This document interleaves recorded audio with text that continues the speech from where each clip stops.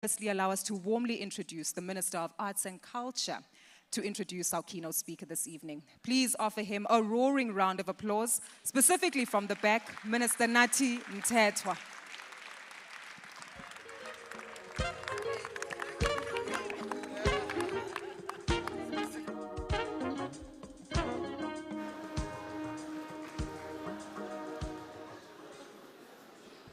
Good evening, everyone. Good evening. That's much better. His Excellency the President of the Republic, President Matamela Cyril Ramaphosa, the leadership of BBC, members of the diplomatic corps, ladies and gentlemen. I was about to complain, Mr. President, because everyone, when they came here, people understood from the background that there must be a note. It was quiet when I came here, only when I was here. They've missed out because I was going to get down and show the creative side of things. But thank you very much, ladies and gentlemen. The person who's being introduced here and now is the President of the Republic of South Africa, the Commander-in-Chief of the nation, South Africa. I'm talking serious stuff here, not telephone booth toy stuff. It's serious stuff. President Ramaphosa is known for his foresight and compassion. He has touched all the national aspects and facets of our lives, the national lives of South Africa, whether talking about him as a leader of the workers, the militant mine workers, or broadly as a leader of labor, whether talking of him as a leader of the governing party. There was a time when he decided to leave the business of politics and join the politics of business. And he's back. It's full circle. We are, ladies and gentlemen, today, especially for BBC, honored that the President is here. Because the talk has always been at BBC, transformation, economic transformation. And that talk is not communicated to a stranger, because we're talking about someone here who led the way as the first chairperson of the Commission of Black Economic Empowerment. So she's at home. I mean, he's at home. Allow me to invite His Excellency President Ramaphosa to come and talk to the nation. A round of applause, please. I know it can be better than that. Thank you. Thank you very much.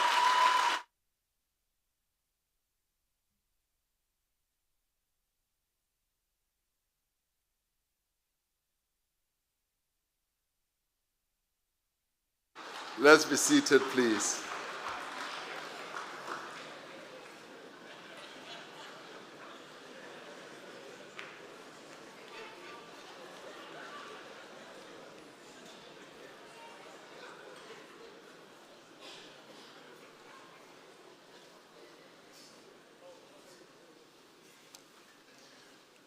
Thank you, Program Director.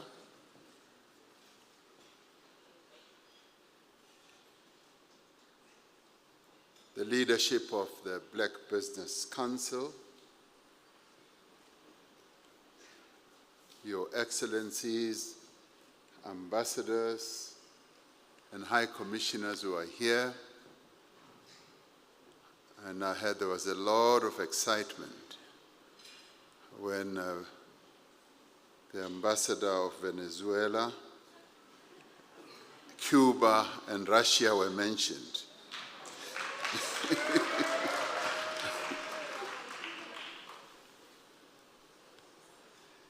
leaders of political parties who are here. I saw my most favorite general, General Holomisa, who's here as well.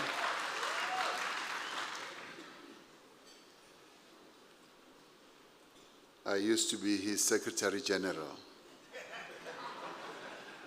And he continues to call me Secretary General, or SG. And then he left and went elsewhere. Minister Nathi Mthethwa. I haven't seen other ministers, directors generals, and representatives and leaders of various business organizations who are here.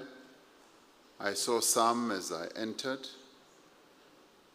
And of course, the sponsors of this event, a wonderful galaxy of sponsors, including government entities, distinguished guests, and ladies and gentlemen. It is always a great honor, truth be told, for me to attend the gathering of the Black Business Council. Since its formation, the Black Business Council has truly been motivated by an abiding conviction that the people of this country should share in the wealth of the nation, in typical and true form of what the Freedom Charter said. Underpinning all its activities and its various pronouncements is a very clear determination to fundamentally transform the economy of our country. And to a large extent also to express its own understanding of our economy. There are times when I think that as South Africans, we don't fully understand the economy of our country, how it functions, and also its history, how it came to be the type of economy that it is. And sometimes I have a sense that we don't even understand what drives this economy. But I must say that quite often when listening to the leadership of the BBC, the BMF, one gets a sense that, yes, there's a keen understanding of the economy of our country. So I would applaud the leadership of the BBC in your various articulations, as you have demonstrated that you do indeed understand our economy and also how it should be transformed. In the end, the BBC is much more than just a voice of black business. It is the voice of a nation that continues to want to free itself from the bondage of discrimination and of dispossession, but also from the poverty and unemployment, and also from extreme inequality and a grave injustice that was visited upon our people when colonialists descended on our country and the apartheid rulers took power and started a whole-scale process of oppression and discrimination. We are here this evening to affirm our shared desire and underline shared desire to forge a new economy, and underline new economy, in which all South Africans have a meaningful stake and can play meaningfully, and in which all have equal opportunity and from which all the people of our country can benefit, as was foreseen by our forebears when they drafted the Freedom Charter. This is a monumental task that we have to embark upon, but we also would be embarking upon it at a time of great uncertainty in the world and in the world economy as well. The COVID pandemic has disrupted our lives in many, many ways, disrupted our livelihoods as well, disrupted production, trade, investment across the world and across our own continent, Africa, and indeed here in our own country as well. The devastating effects of the pandemic are being worsened by the impact of climate change on our communities and indeed on our economy as well. Most recently, the conflict in the Ukraine has added to these challenges, driving up fuel and food prices and intensifying geopolitical tensions. And now, even today, we begin to feel the effects of rising prices, the cost of living going up, getting the central bank to respond by raising the cost of money and the cost of debt. And this will have a particularly damaging impact on African and developing countries which are most vulnerable to food and energy insecurity. The other day, the African Union Bureau sat and discussed this whole process of what's happening between Russia and the Ukraine. And we realized that it is going to have an impact on our own continent as well. It was then decided that, yes, the chair of our union should go on invitation to Russia to go and meet with the president of Russia and have a discussion. These circumstances that we are confronted with as the world now will have lasting consequences for the organization of work, for patterns of trade, for investment flows, and the development aspirations of countries on our continent and elsewhere in the global south. But while there are great challenges, there are also great opportunities. The African Continental Free Trade Area came into operation in the midst of the pandemic, yet it is the most potent instrument that the continent has ever had to drive economic and social renaissance. And this is what we need to capitalize on and utilize. If we could ever have a great opportunity of being able, particularly South Africa, we've often said that we are the gateway into the continent, and in many ways we are. But we are the industrial powerhouse of this continent. And the coming into force of the Africa Continental Free Trade Area means that we are boosted. We, as South Africans, our economic fortunes can be put on a much higher pedestal.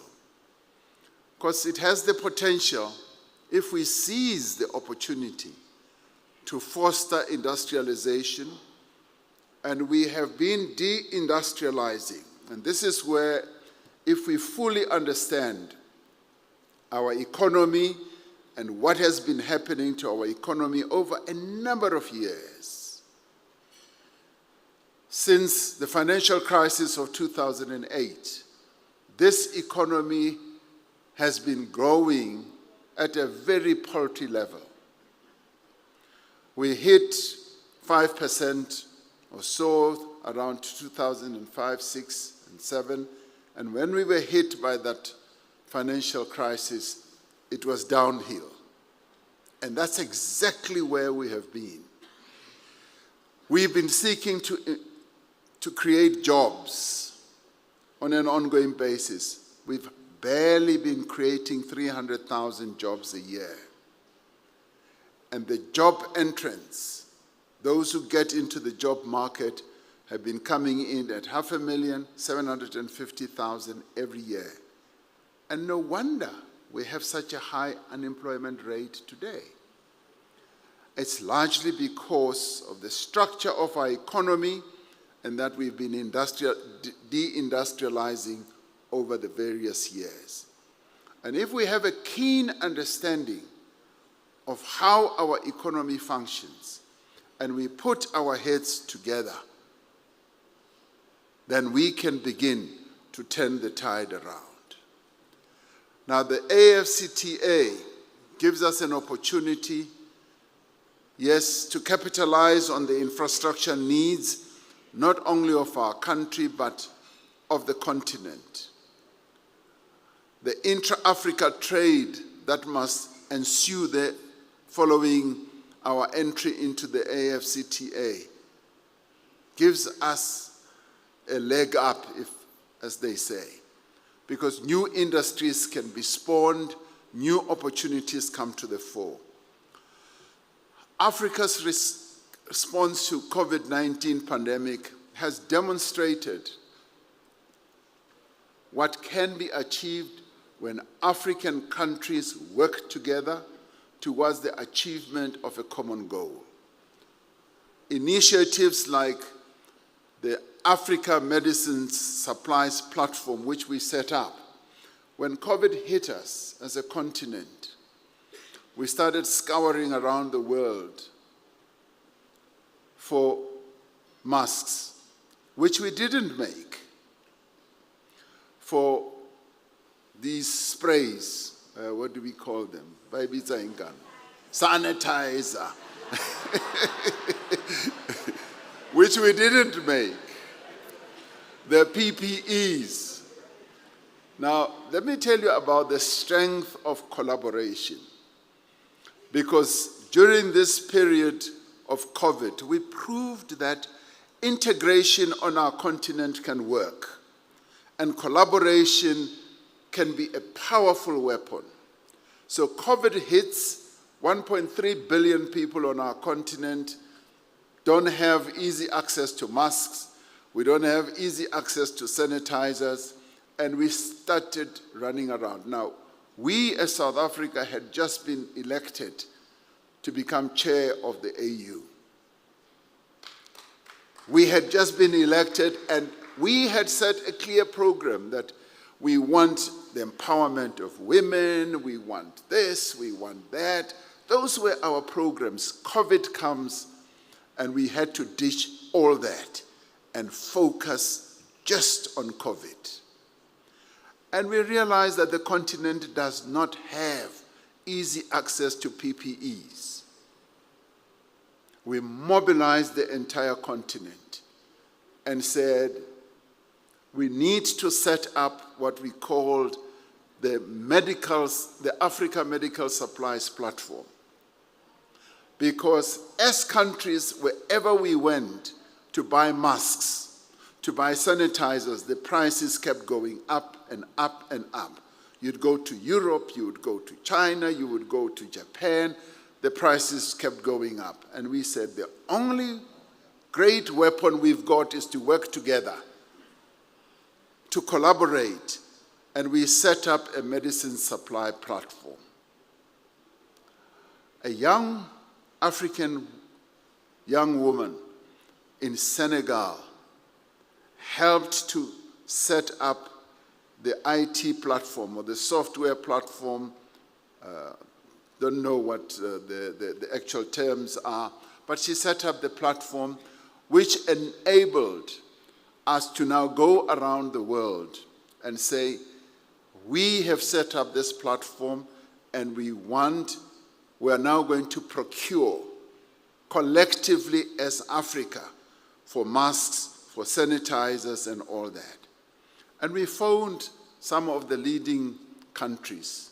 I personally phoned President Xi Jinping and said, we want your companies now to start selling to us through this platform. We phoned a number of others, and the platform was set up. The continent started buying from it. But the other opportunity that came is that South African companies started making masks, started making all these other equipments, and started selling through that platform. Up to date hereof, our companies have sold up to 5 billion rand worth of PPEs through that platform, which shows the collaboration. But we went beyond that. As the continent, we're the only continent in the world that developed a COVID strategy for the entire continent. When vaccines became available, we decided to set up the Africa Vaccines Acquisition Task Team, where we would buy vaccines as a collective. Now, all that started showing that integration on our continent can work. Why am I saying all this? I'm saying all this to demonstrate to you all as business people that the Africa Continental Free Trade Area is that platform of integration. We have proven that we can integrate, and when we integrate, we are able to be a powerful and a great powerhouse from an economic point of view. And it is this that we would like our business people in South Africa to be alive to, because South Africa is the powerhouse of the continent. We've now set up the Africa Continental Free Trade Area, and it becomes a channel through which we are able to trade. And trade and investment should be the order of the day. And it is through this that black businesses can now leapfrog and begin to trade effectively with the rest of the continent, where you've got 1.3 billion customers. And all this has demonstrated that indeed we can leap up to the development of our continent.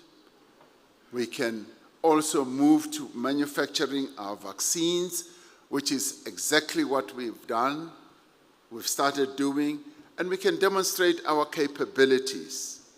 Now, like other countries on the continent, international developments weigh heavily on the performance of our economy. At the same time, we are confronting several domestic challenges, some of which are the legacy of our own apartheid past. Other challenges are the result of state capture, and others are a result of governance failures, where we ourselves have made mistakes, and yet others arise from the effects of COVID-19. The others result from the July unrest that we had last year, and the recent floods in KZN and the Eastern Cape have added to some of the challenges that we have to address. For more than a quarter of a century, we have worked together with yourselves as BBC, a number of other black business organizations, I can name BMF, NAFCOC, and many others. We have worked together to build an economy that should serve the people of South Africa. And in the course of doing so, we have registered progress. It isn't true that we have nothing to show after 28 years. It is not true. It cannot be true. A gona nnete moo. Ke le botša nnete e feletseng, o ka se eme mo o bo o re after 28 years, a gona se bonagalang. A se nnete, ke a gana. I refuse. Mema Kubela Unaemimo, she was standing here, and she was proudly saying, proudly so, saying that a mighty company like Anglo-American has women in the top leadership of that company.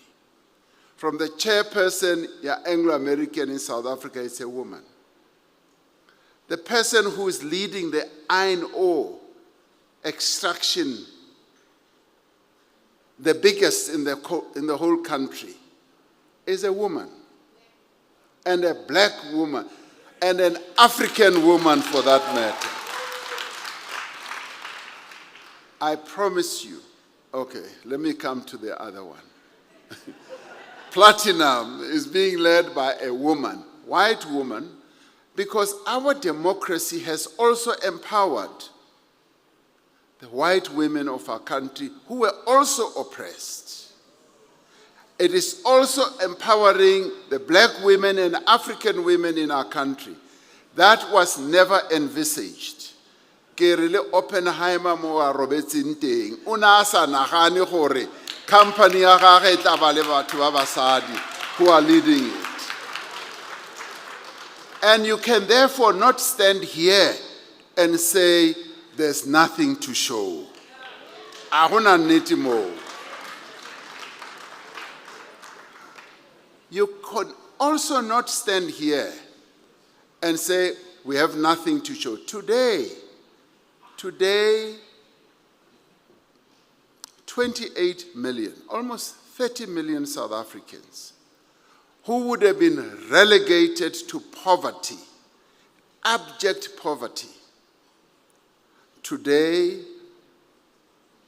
have a social welfare dispensation that supports people who apartheid and colonialism had relegated to total continuous poverty. And we cannot come here and say the 4 million houses that have been built by this government don't exist. It cannot be. A gona nnete moo. Mo ke a gana. And I will refuse. I will refuse because today we have a coal company, the third largest in the world, that is black-owned and black-led. It is extracting and exporting coal. And this was enabled, yes, Mrs. Makubela was saying so. This was enabled by the policies of this government.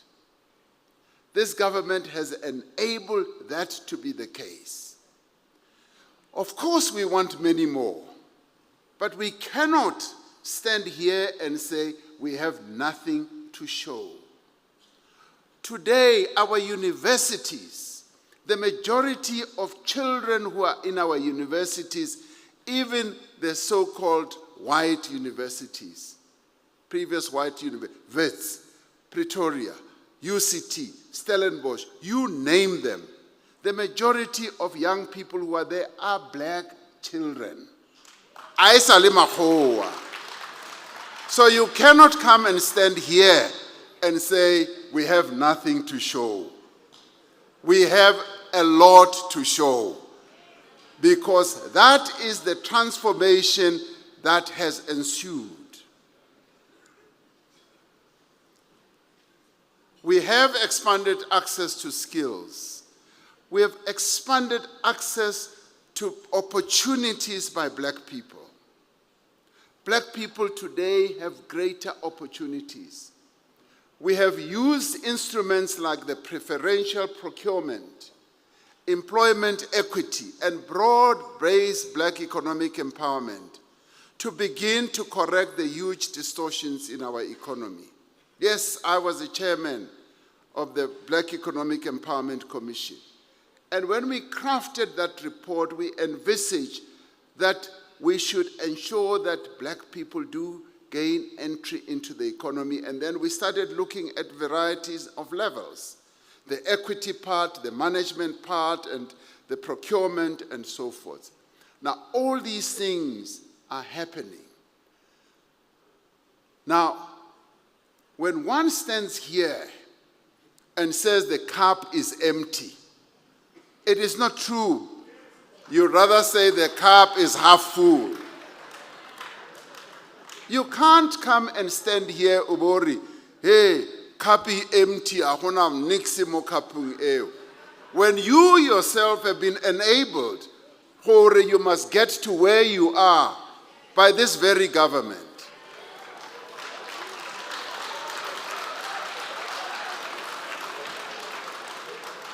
So, in the end, President wa BBC ubulezi. Le nna ke a bolela bjano. Now I am also talking.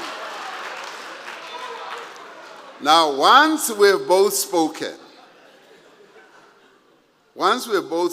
because this is what we should have done, we will go and sit in a corner, somewhere, drink a cup of tea, hug each other, and then say, okay, let's stop playing to the gallery.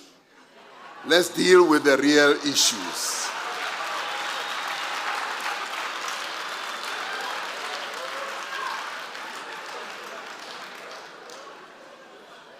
I say so because there is a lot to be done. What we need to do is to focus on how we can work together rather than be throwing stones at each other. You throw a stone at me, it injures my eye, and now you make me blind. I can't see anymore.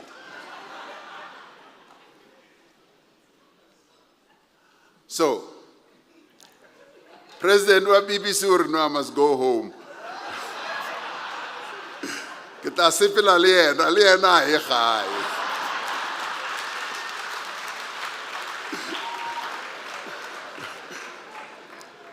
So what is important is to realize that, and this is what I say, Ori, we need to understand the history of our own country.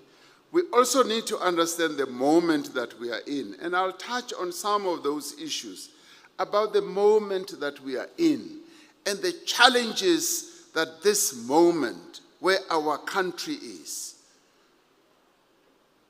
gives rise to, and how we should respond and what we should do to this moment. Because once we say things are falling apart and so forth, it means that you are abdicating your own responsibility. Because if things are falling apart, you must be saying, I want to help to put those things together. Tumami, nah, that's what it must be. Now, this is now where we now need to be saying to ourselves, yes, much as there's been the progress, and the cup is half full, it's not half empty, nor is it empty. We now need to be asking ourselves, how do we fill this cup? Because what we know is that we are on the same side. We are playing for the same team, all of us. We now need to say, how do we fill this cup? And as we work to rebuild our economy, in the midst of the most severe global pandemic in more than a century, we have a shared responsibility to address the challenge of unemployment, eliminate poverty, reduce inequality, and accelerate empowerment and deepen transformation. And of course, the government will make mistakes. The government will move slowly. The government will possibly implement wrong policy. Sometimes it will not implement what it has said it will do. Our task is to say, government, come along. Let's keep moving. Let's work together because we have a shared responsibility. And in the end, our immediate task is to grow our economy and create jobs. Now, I've just said, on the job side, this economy has not been producing the sufficient number of jobs since 2008. And we need to ask, we must first have an understanding why that is so. And thereafter, we must then say, what do we do to create these jobs? Our every effort at this moment must be directed towards placing our economy on a new trajectory and ensuring that there is inclusive growth and there is principally employment creation. Over the last decade, we have seen the detrimental effect of slow economic growth and what it has done to job creation, what it has not done in terms of reducing poverty and enhancing transformation. We also saw how state capture weakened state capacity. By far, one of the greatest blows that state capture did was in weakening our public institutions, as well as weakening our state-owned enterprises. And these were also weakened through private company interests.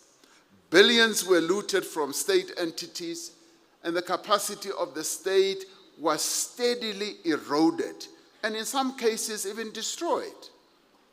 A number of companies and individuals in the private sector were complicit in acts of corruption, overcharging, as well as collusion. We must never lose sight of that. The era of capture was also associated with illicit financial outflows. It was also associated with tax evasion and other financial crimes. And some of our compatriots in business participated in all this as well. And what we would like to hear BBC and other black organizations saying, to be vocal about this, so that it should not be the Cyril Ramaphosa's alone or people in government alone talking about this. We need to be vocal. Because if we are not vocal, and the companies were named, if we are not vocal, some other companies or the same companies may just want to do it over and over again. Rebuilding our country is a collective effort. And over a decade,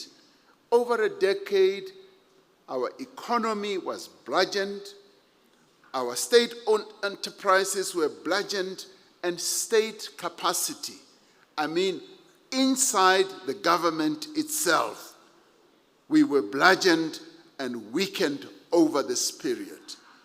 But it also had, and I want you to listen to this also, it also had the cause of black economic empowerment and the advancement of black professionals.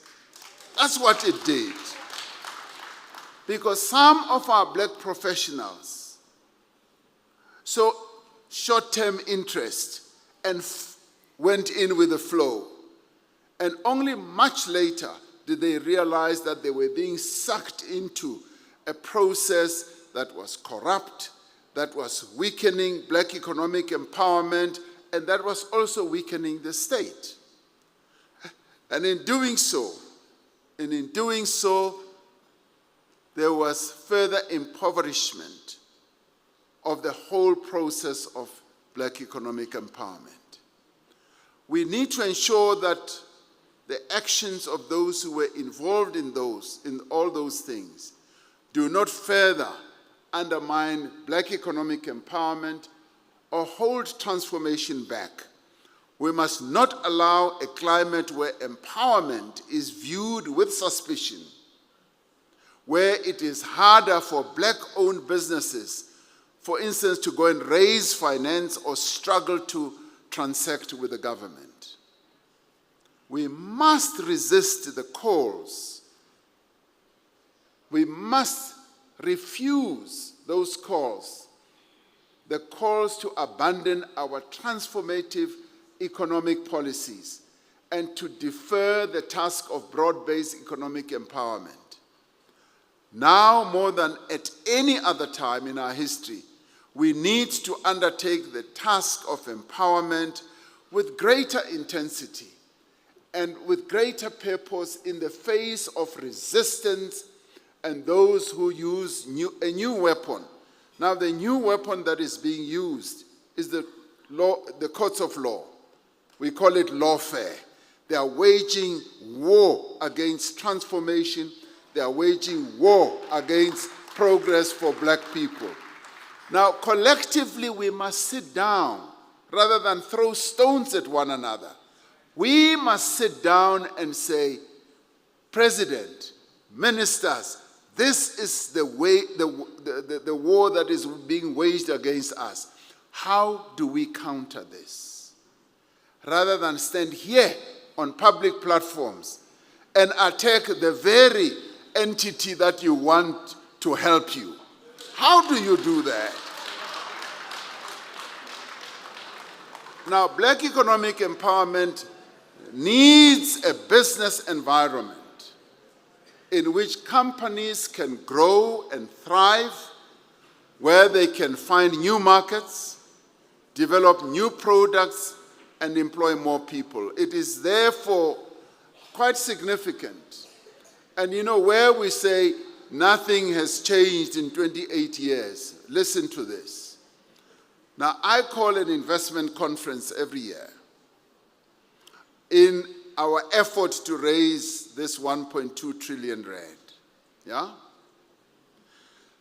At this year's conference, the most significant part which I held on to and want to see more of it is that a number of black-owned companies came forward and pledged 36 billion themselves and say, President, we are going to invest 36 billion. Now, of course, I want to see that going to 500 billion. But it is going to come. Who did it come from? It came from black industrialists, people who make things, people who are not the middle people. They make things, they manufacture things, they are on the rise, and they are coming, and they are going to come in their large numbers, and government is going to support them. Now, empowerment obviously requires an infrastructure that is robust and reliable, and a network industries that are efficient and competitive. And that is where you are going to find government supportive and supporting those businesses. These are the roads that must connect emerging farmers to markets. The other day I read a wonderful report written by somebody who is completely independent. President of BBC speaks about land.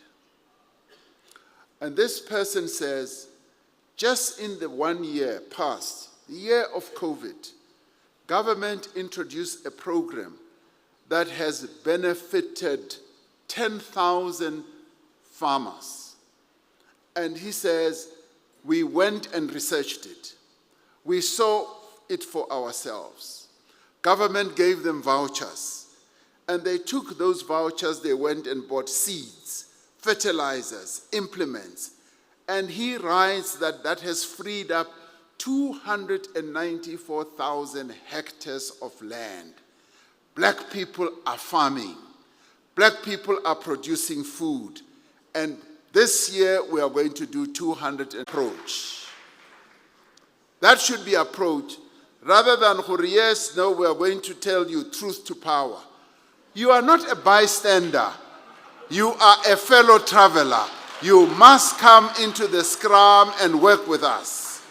Because you can't say, you must get in and say, I want to work to make this country work. It is a collective responsibility. Government cannot do it alone. Colleagues, I want to stress this. I'm stressing it because I want to keep coming to the BBC summit. I want to keep coming.